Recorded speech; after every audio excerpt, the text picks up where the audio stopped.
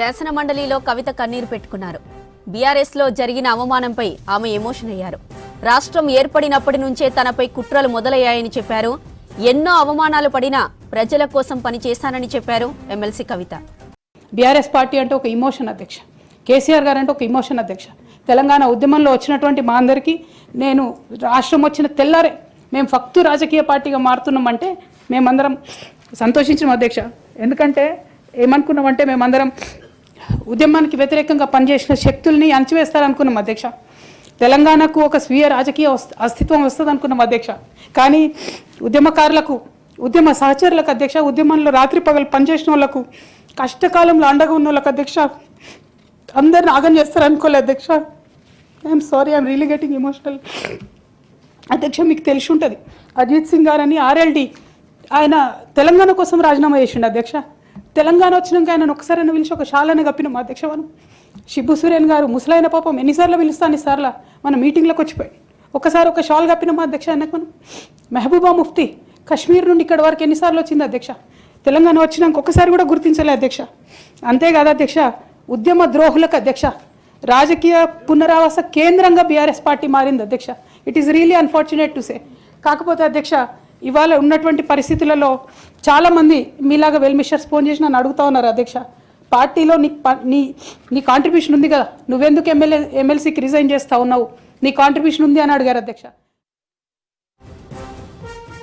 పెద్దవాళ్ళు, పైరవికారులు, కాంట్రాక్టర్లు ఎవరు రాలేదు అధ్యక్ష.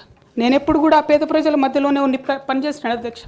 నా దగ్గరికి వచ్చినటువంటి బీడీ కార్మికులు కావచ్చు, బీడీ టేకేదారులు కావచ్చు, అంగన్వాడీ టీచర్లు కావచ్చు, ఆశా వర్కర్లు కావచ్చు, ఐకేపీ ఎంప్లాయీస్ కావచ్చు అధ్యక్ష, అదేవిధంగా జిహెచ్ఎంసీ కార్మికులు కావచ్చు అధ్యక్ష, టీచర్లు కావచ్చు అధ్యక్ష, నిరుద్యోగులు కావచ్చు, ఆడబిడ్డలు కావచ్చు, సింగరేణి ఉద్యోగులు కావచ్చు, కరెంట్ ఎంప్లాయీస్ కావచ్చు, ఎవరు వచ్చినా అధ్యక్ష నేను కాదనకుండా నాకెంత వీలైతే అంత పనిచేసి పెట్టేటటువంటి ప్రయత్నం చేసిన అధ్యక్ష.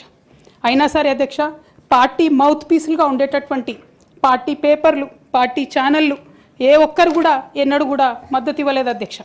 అయినా సరే ధైర్యం వదులుకోకుండా మొక్కువని ప్రయత్నంగా నేను ప్రయత్నం చేస్తూనే వెళ్ళాను అధ్యక్ష. అధ్యక్ష, తెలంగాణ రాకముందు, బీఆర్ఎస్ ప్రభుత్వం ఏర్పడకముందు ఒక మాట అనుకున్నాం అధ్యక్ష.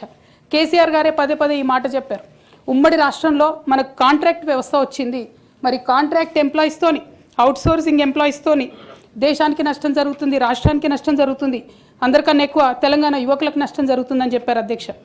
ఆనాడు వారు సరదాగా ఒక మాట అనేవాళ్ళు, అందరికీ కాంట్రాక్ట్ పోస్ట్ ఉంది, మరి ముఖ్యమంత్రికి కూడా కాంట్రాక్ట్ పోస్ట్ ఉంటుందా అని చెప్పి ప్రశ్నించేవారు అధ్యక్ష. కానీ తెలంగాణ వచ్చిన తర్వాత 10 ఏళ్లలో కూడా కాంట్రాక్ట్ వ్యవస్థను మనం రద్దు చేసుకోలేకపోయినాం అధ్యక్ష.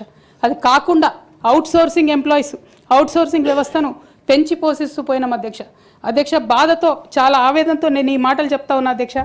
తెలంగాణ సమాజానికి ఏదైతే ప్రశ్నించడం నేర్పించినటువంటి బీఆర్ఎస్ పార్టీ అధ్యక్ష, అంతర్గత వేదికలలో అనేక సందర్భాలలో నేను ప్రశ్నిస్తే అధ్యక్ష నా మీద కక్ష కట్టారు అధ్యక్ష. కేసీఆర్ గారు చుట్టూ ఉన్నటువంటి కొందరు వ్యక్తులు, తప్పక చెప్తున్నాను అధ్యక్ష ఈ మాట, ఎందుకంటే భారతదేశ రాజ్యాంగం ప్రకారం రాజకీయ పార్టీలు ఏవైనా కూడా ప్రజలకు ఒక దిక్సూచిగా నిలవాలి అధ్యక్ష, ప్రజలకు ఒక దారిదీపంగా నిలవాలి. పార్టీలోనే అంతర్గత ప్రజాస్వామ్యం లేకపోతే రాష్ట్రంలో ఎట్లా ప్రజాస్వామ్యం